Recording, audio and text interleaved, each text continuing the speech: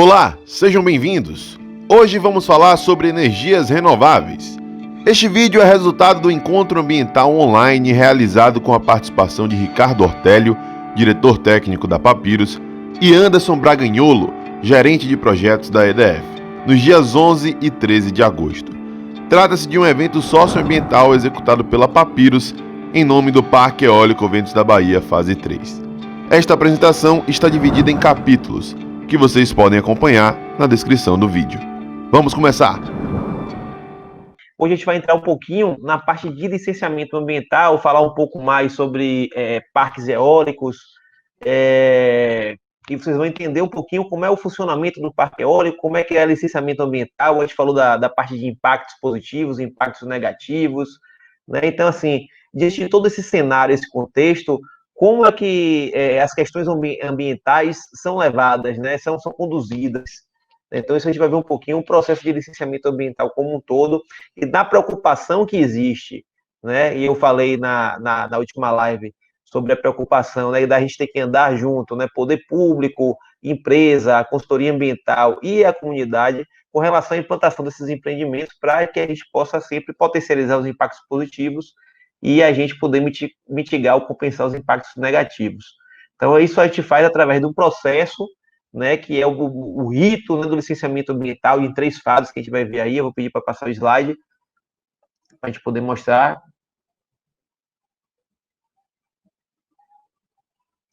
Então, aqui, ó, nesse slide, a gente pode ver que a licença ambiental, ela possui 3 fases, né? A licença prévia, a licença de instalação e a licença de operação.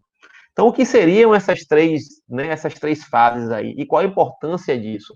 Né, que eu acho que esse é o grande X da questão. Então, a gente tem a licença prévia, que é a primeira licença de todas.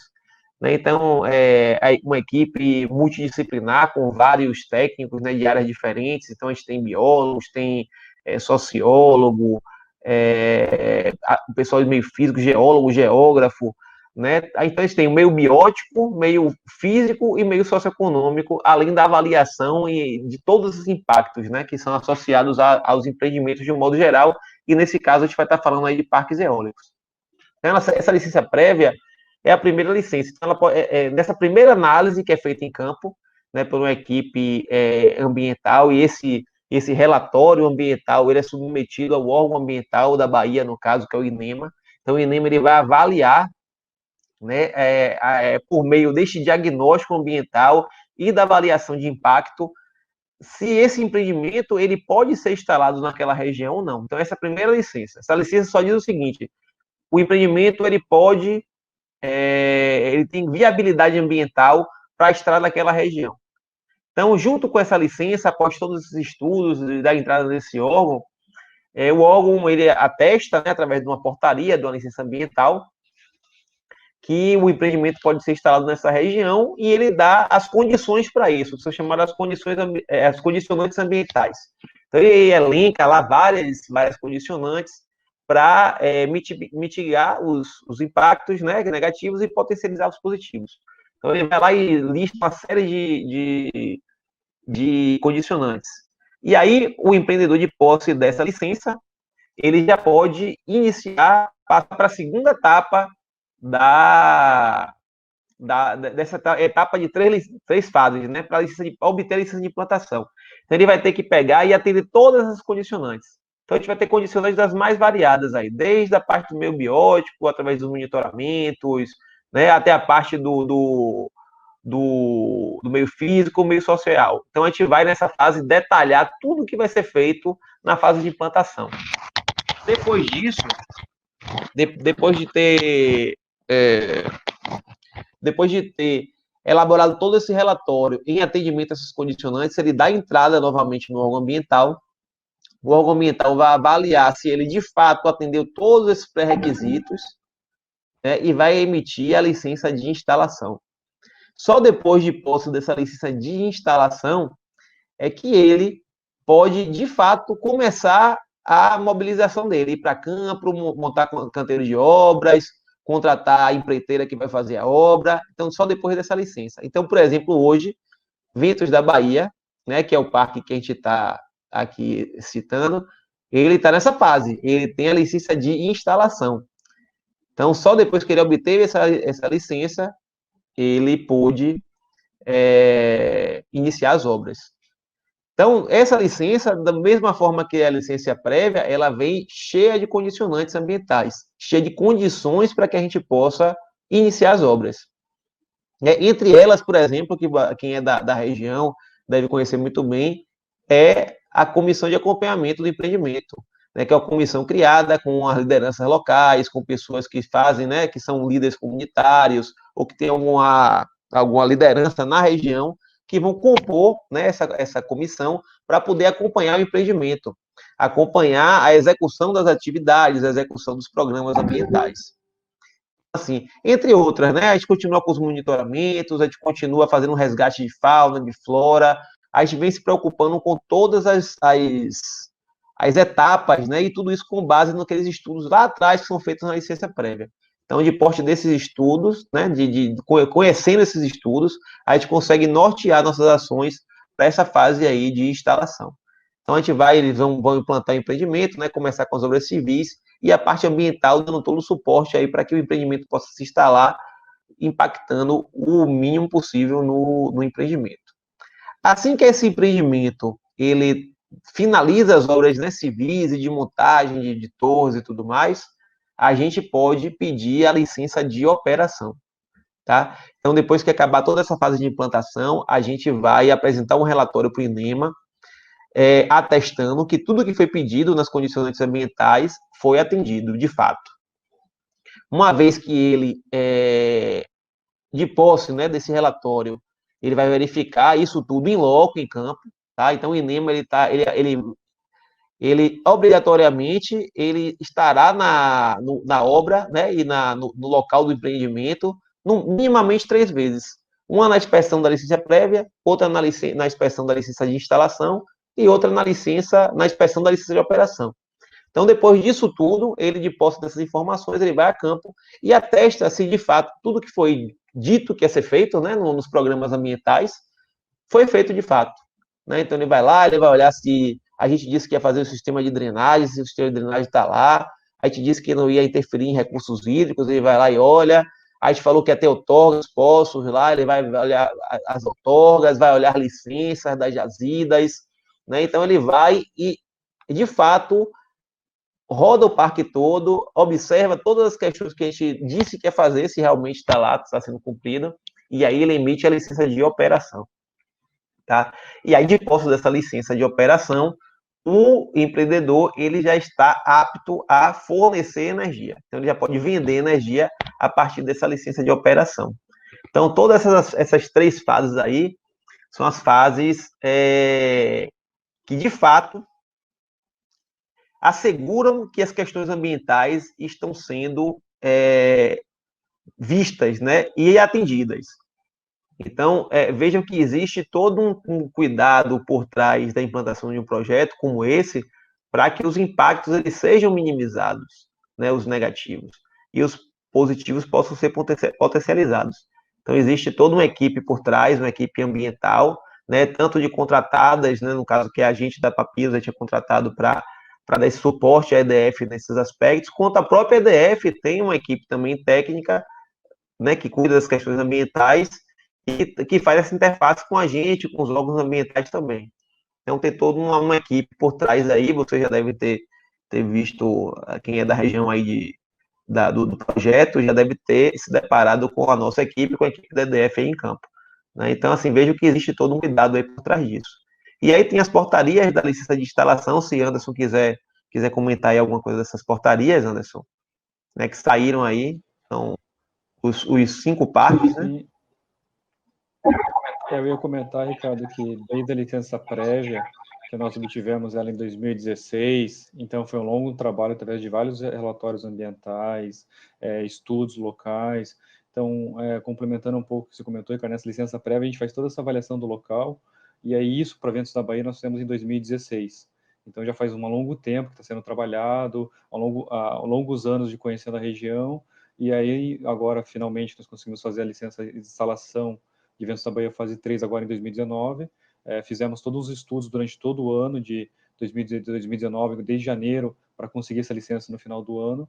Então foram os estudos de sociais, impactos que podem ser causados nas comunidades, esse aumento de mão de obra local, as pessoas deslocando de outras cidades para campo também, a questão do particulado, que é o pó que faz em função dos carros e que estão aumentando o movimento local. Então, todos esses estudos são realizados previamente para nós tentarmos mitigar justamente isso que o Ricardo comentou. O parque eólico tem muitas ações positivas, como também tem algumas ações negativas. O que a gente fala de negativo que a gente comenta é que durante a construção do parque, nesses 18 meses, há aumento de pessoas na localidade, aumento de caminhões, os aumentos dos carros trafegando. Então, isso acaba gerando incômodo nesse período de construção. Passada a construção, só temos a questão da operação, então é uma quantidade muito menor de pessoas, uma quantidade de carros que estão passando são totalmente diferente do que da etapa de construção. Então, esses impactos negativos, eles só são durante a etapa de construção. Após feita essa parte de construção, nós só temos que fazer a manutenção do parque eólico.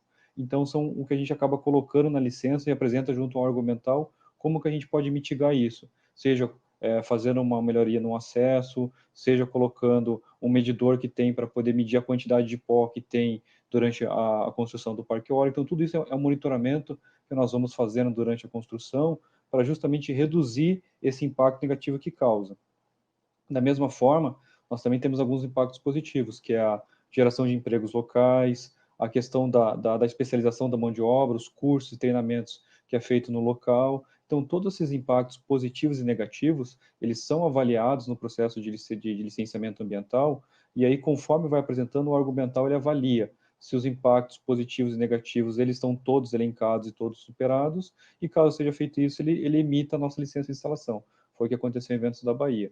E para a operação, ele vai justamente isso que o Ricardo comentou, ele avalia se tudo que nós escrevemos nos relatórios que íamos fazer e fizemos. Então, a Papyrus vem dando esse suporte para a IDF, principalmente nos projetos de Ventos da Bahia, desde 2016, essa parceria que nós viemos desenvolvendo, tanto com a comunidade, essa forma de trabalho, de sempre ter alguém presente em campo, tanto da IDF quanto da Papyrus para acompanhar, e ao longo disso nós vemos conseguindo desenvolver os projetos, e alguns de vocês podem já ter conhecido a gente de algumas reuniões que nós fazemos antes de começar a obra, ou durante o próprio processo de licenciamento ambiental, ou de algumas CAIs que a gente consegue acabar participando esporadicamente. Então, a gente sempre tem todo esse contato com vocês justamente para ser o mais transparente possível com os processos de licenciamento, com as etapas que nós estamos fazendo. Então, era só isso que eu tinha para complementar, Ricardo. Sim. Inclusive, Anderson, essa palavra que você usou foi muito importante, transparência, porque, inclusive, a gente, nesse momento agora de pandemia, a gente não pode estar em campo da mesma maneira que estávamos antes dessa pandemia, e esse processo aqui de live e essa coisa toda é justamente para reforçar essa questão da transparência, né? Então, é abrir mais um canal de comunicação entre a comunidade e a gente, né? Então, essa live está aberta a perguntas, então a gente vai poder interagir com o público, justamente reforçando esse processo de transparência e comunicação, né, no projeto. Sim, normalmente a gente faria essa apresentação na comunidade, iríamos em todas as comunidades, faríamos uma apresentação ou numa escola, ou no local com todos, as pessoas iriam até nós iríamos apresentar isso, apresentar tudo lá, ouvir cada um, cumprimentar todos, apresentar, mas justamente isso, por uma questão de segurança, uma questão de prevalecer o cuidado com todos, nós estamos justamente participando dessas lives, é um processo novo para mim, para vocês também, a gente está se adaptando cada vez mais para justamente manter essa comunicação, manter toda a informação mais divulgada possível, tirar todos os esclarecimentos. Então, hoje, aproveite essa live, porque no final a gente vai ter um tempo muito maior para tirar essas dúvidas de todos, ok? Pode passar o slide. Agora eu vou explicar para vocês um pouco mais tecnicamente como que a gente funciona essa produção de energia. Vocês devem ver lá quando passa pelos nossos projetos, ver as pás girando, às vezes vê mais rápido, vê mais devagar, às vezes vê elas até paradas. Então, a ideia aqui é passar de vocês de uma forma bem resumida e bem sucinta o que acontece quando vocês veem, eu vi o aerogerador um pouco de lado, eu vi o aerogerador que não está alinhado com os outros, por que acontece todos esses movimentos e como que é feita essa geração. Então, como vocês podem ver aqui nos três aerogeradores que nós temos, nós chamamos o equipamento de aerogerador, apesar de ser um catavento, que a gente já viu o pessoal comentar, de ver uma turbina que o pessoal chama, ou um próprio ventilador, que a gente acaba vendo o pessoal chamar muito comum também. isso a gente chama de aerogerador. Então, ele é composto por aquelas 3 pás que vocês veem, e o vento, quando o vento está fazendo o regime normal dele, que é esse deslocamento que ele faz, ele bate nas pás e gira as pás. Então, esse movimento do vento tá percorrendo é o que permite as pás girarem. As pás, elas têm um formato muito parecido com uma asa de avião. Então, quando o vento bate de um lado, ela impulsiona a pá para baixo e faz esse movimento de rotação. Então, muitas vezes as pessoas perguntam para nós, mas vem os aerogeradores instalados aqui, vão acabar com o vento. Não, eles não vão acabar com o vento, ou vão soprar o vento em outra direção. Não, eles também não têm essa função de gerar o vento, eles têm a função de aproveitar esse movimento do vento que bate nas pás para ter esse movimento de girar, e esse movimento de girar é o que produz energia. Então, ali, como vocês podem ver, as pás, elas têm um formato um pouco diferenciado, parecido com uma asa de avião, que nem eu comentei, e esse movimento que permite gerar energia. Então, às vezes, o aerogerador, quando ele tem um limite de capacidade que ele pode começar a gerar. Então, abaixo de 3 metros por segundo, mais ou menos, dependendo de cada máquina e cada equipamento, o vento não tem a força suficiente para gerar as pás e fazer a geração de energia. Então, às vezes, vocês podem ver pela manhã, ou do período perto do almoço, aí, que é como a gente vê, às vezes, que não tem tanto vento, alguns aerogeradores parados. É justamente por isso, porque às vezes o vento que está passando, ele não tem força suficiente para gerar, a impulsionar as pás a fazerem o movimento de geração de energia. E às vezes, quando o vento é muito elevado, a partir de 25 metros por segundo, 30, dependendo de cada equipamento, o aerogerador também ele não pode girar muito rápido, senão ele acaba perdendo sincronia, que é o movimento que ele tem. Ele gira muito rápido e fica fora de controle. Então, nesse momento, as pás dos aerogeradores, elas são articuladas, elas se mexem. Então, o pessoal da operação que fica na subestação, na casa de comando, eles acionam o aerogerador e quando o vento bata nas pás, ele passa diretamente, ou seja, o vento não consegue impulsionar as pás no movimento, que a gente chama que é o movimento de embandeiramento, que é deixar a pá no sentido positivo do vento. Então, o vento acaba não gerando. Então, a gente tem essas questões de segurança. Então, por isso que muitas vezes não basta ter um vento muito forte ou um vento que é esporádico, ele tem que ser um pouco constante para poder ter uma geração boa de energia. Então, às vezes é o que acontece quando vocês acabam vendo alguns aerogeradores parados. É por isso, pode ser uma manutenção também às vezes, mas grande parte do tempo o aerogerador está parado ou porque o vento é muito pouco ou porque tem um vento muito acima do que ele precisa. É muito comum ser um vento muito menor. Ventos acima, geralmente é quando tem tempestades, quando tem uma ocasião muito especial, tá? Ou diferenciada. Então, desse momento que o vento faz esse movimento nas pás, as pás elas vão gerar um gerador, esse gerador vai produzir uma energia, eu vou mostrar para vocês no próximo slide aqui, e essa energia o que ela faz? Ela sai do aerogerador através daquelas redes de média tensão que nós chamamos. É igual os postes que a gente vê na rua, é o mesmo tipo de cabo, é o mesmo tipo de princípio, e aí essa energia que sai do aerogerador, ele sai numa tensão um pouco mais baixa, que a gente chama, então ela sai em 34,5 na maioria dos casos, e chega conectado numa subestação.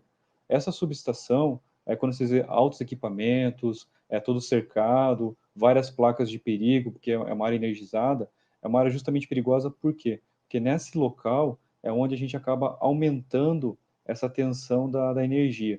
Então, por que a gente faz esse aumento da tensão? Se ela é gerada em 34,5, às vezes tem subestação de 230, 138 kV, que é a tensão da subestação, ou até mesmo 500.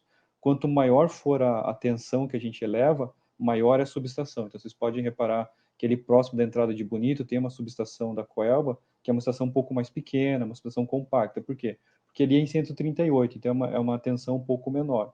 Subestações maiores, quanto maior a subestação, maior essa tensão que ele eleva. E qual que é a razão disso? É para poder transmitir a energia a grandes distâncias.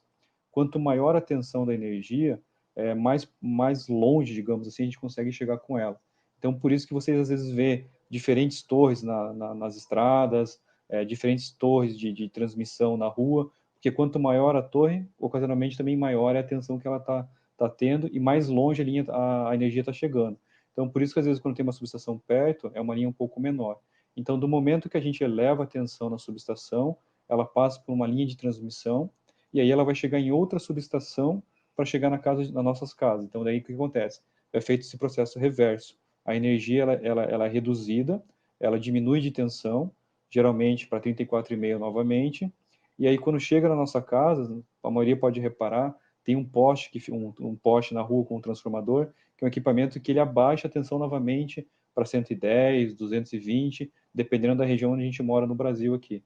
A Bahia aí é 110, então a tensão que tem na tomada é 110 volts que a gente acaba medindo quando tiver equipamento especial para medir.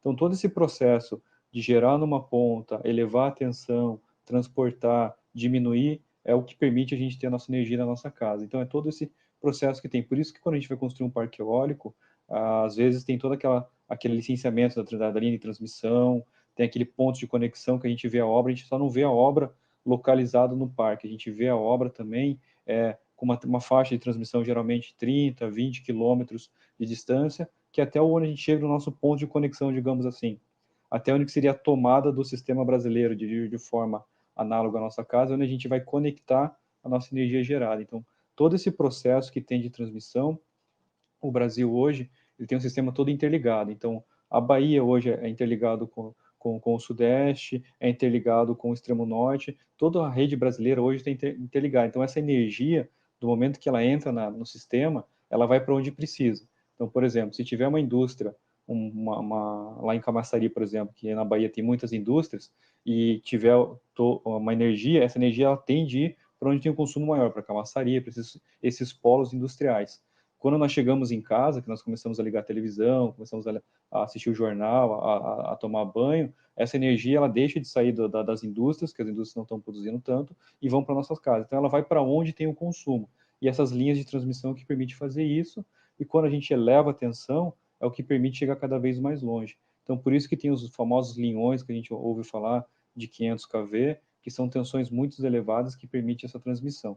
Então dependendo do tamanho da subestação, você pode saber qual que é a tensão que ela tem, e aí realmente essa questão de ser perigoso, por quê? Porque conforme maior a tensão, mais perigo de tomar um choque, de ser um risco à vida tem. Então, por isso que tem todo um pessoal técnico, um pessoal qualificado, que fica fazendo operação na subestação. No nosso caso, em Ventos da Bahia, nós temos 3 turnos, ou seja, trabalhamos de manhã, de tarde e na madrugada, então sempre tem um operador acompanhando, fazendo as operações, acompanhando toda a geração de energia para manter a segurança de todos, tá? De forma bem simplificada, esse é o sistema que a gente tem hoje. Então, falando assim, a energia que é gerada hoje em Bonito, Morungu do Morro, que a gente vai gerar futuramente em Souto Soares, ela é distribuída para uma linha de transmissão, que essa linha de transmissão vai conectar hoje ao parque que a gente tem da fase 2. Da fase 2, ela vai conectar lá em Morro do Chapéu, na subestação, que fica localizado em Cafarnaum, e de Cafarnaum ela vai ser distribuída para todo o Brasil, através das linhas que tem que ligando, que Morro do Chapéu liga a Erecê liga a outros locais, por exemplo. Então, é toda uma malha, como se fosse quase uma colcha de lã toda costurada que vai mandando energia para todos os pontos. Pode passar para o próximo, por favor? Então, que nem eu comentei, aqui é um pouco bem mais detalhado como que a gente faz essa conversão da energia do vento para energia elétrica. No primeiro tópico, ali, vocês podem ver que tem um retângulo em azul escrito energia eólica cinética. Isso nada mais é do que o movimento do vento que ele sopra. Então, devido aos aquecimentos que tem, as diferenças de temperatura, esse vento faz o movimento leste-oeste, norte-sul, dependendo da região que tem. Então, as diferenças de temperaturas que faz a formação do vento. Então, com a formação do vento, ele bate nas pás e aí ele impulsiona a pá a girar. Então, se a pá estiver numa posição com um ângulo de inclinação, ela vai girar. Se ela estiver numa outra posição, ela deixa de girar. Então, nós conseguimos, através de controles eletrônicos que tem no aerogerador, fazer esse ajuste da pá para que o aerogerador gire mais rápido ou mais devagar em função do vento que tem. Então, esse é o ajuste que faz até que permite nós pararmos o aerogerador, mesmo tendo vento, ele não gira, ele fica parado. Então, esse controle das pás é o que permite isso. A partir desse movimento das pás, ele vai ter ligado um eixo nele, e esse eixo vai estar ligado a uma caixa chamado multiplicador de engrenagens. O que é isso? São várias engrenagens que tem, que fazem, por exemplo, se o vento na ponta está girando a 60 rotações por minuto, essa caixa de engrenagem, através de componentes mecânicos, através dessas próprias engrenagens, ele vai triplicar, aumentar a velocidade de saída. Então, vamos supor, se ele gira a 600 rotações por minuto na ponta, na saída a gente vai ter 6.400, 6.900. A gente aumenta muito essa rotação, por quê? Porque aumentar essa rotação mecânica, nós vamos acoplar um gerador, um motor elétrico, e esse motor elétrico em altas rotações vai gerar energia elétrica. Como vocês estão vendo ali justamente, tem aquele retângulo em vermelho, escrito energia mecânica. Então, o vento, impulsionando as pás através de um eixo, vai ter uma caixa de engrenagens que vai rodar muito mais rápido a velocidade que o vento estava no começo, e esse aumento de velocidade vai gerar esse gerador numa velocidade muito mais alta, que vai gerar energia elétrica. E essa energia elétrica, que nem eu falei, ela é da ordem de 6.900 volts. Então, ela é muito mais alta do 110 que a gente tem na nossa tomada. Só que daí, para ela sair do aerogerador e chegar até a subestação, tem um transformador que fica dentro lá do aerogerador, que ele vai aumentar essa tensão para permitir que a gente consiga escoar essa energia. Então, da mesma forma que tem a subestação para aumentar a energia para chegar a grandes distâncias, dentro do transformador do aerogerador, tem um transformador também que eleva essa tensão para permitir a gente a chegar a grandes distâncias. Então, tudo isso que vocês estão vendo, eu comentei, fica dentro daquela caixinha lá em cima do aerogerador, que a gente chama de nacelle. Então, aquela caixinha onde está conectado as pás, que tem todo o equipamento eletrônico, mecânico, de proteção, nós chamamos de nacelle. Então, por mais que você olhe lá de longe, que parece tão pequenininho, ela é muito grande, tem muitos equipamentos, tem muitas formas de espaços lá, apesar de, se não me engano, comporta uma ou duas pessoas lá dentro. Então, ele é realmente muito grande, apesar de a gente ver de longe parecer pequeno, mas ele é muito grande. Então, todos esses equipamentos ficam dentro da nacelle. Que nem eu comentei, as pás, a gente já conhece, que é o que está ligado, e aquela pontinha, aquele bicozinho que fica na frente do aerogerador, a gente chama de rotor, que é onde fica tudo conectado. Então, lá que conecta as pás. E a torre é basicamente aquela estrutura que fica para segurar o gerador. Que nem eu comentei na nossa live passada, nós temos torres de concreto, torres de aço, torres mistas, que a gente chama que é parte concreto, parte aço. Tudo isso, para que a gente tem essas diferenças, composições? É para justamente alcançar alturas maiores. Então, dependendo do terreno, dependendo da localização, quanto mais alto nós conseguimos colocar o gerador, mais limpo fica o vento, digamos assim. Porque o vento ele bate na árvore, ele bate na casa, ele bate na montanha, e ele vai sofrendo alterações, ele vai perdendo velocidade e vai mudando de direção. Então, para ter uma geração constante, ter uma geração contínua, quanto mais alto tiver o gerador e mais limpo for, entre aspas, esse vento, ele vai gerar mais. Então, por isso que em algumas áreas a gente consegue colocar os geradores mais baixos, em outras um pouco mais altos, justamente por isso, porque às vezes tem muita interferência próxima do aerogerador e por isso que ele precisa ficar um pouco mais alto. Então, por exemplo, hoje, se nós construímos um prédio na frente do aerogerador, a gente vai acabar gerando energia, vai gerar menos energia do que previsto inicialmente. Por quê? Porque o vento ele vai acabar batendo no prédio, vai mudar de direção, vai ficar mais fraco. Então, isso é mais ou menos como que funciona a energia eólica de forma bem sucinta. E, claro, tem vários componentes elétricos que medem o vento, vários componentes que ficam registrando as correntes, várias formas de proteção e controle. Então, toda vez que tem algum problema, é acionado um sistema que ele desliga o aerogerador imediatamente até solucionar. Então, na subestação que vocês conhecem ou já viram ali no parque, são várias pessoas que ficam acompanhando todas essas informações.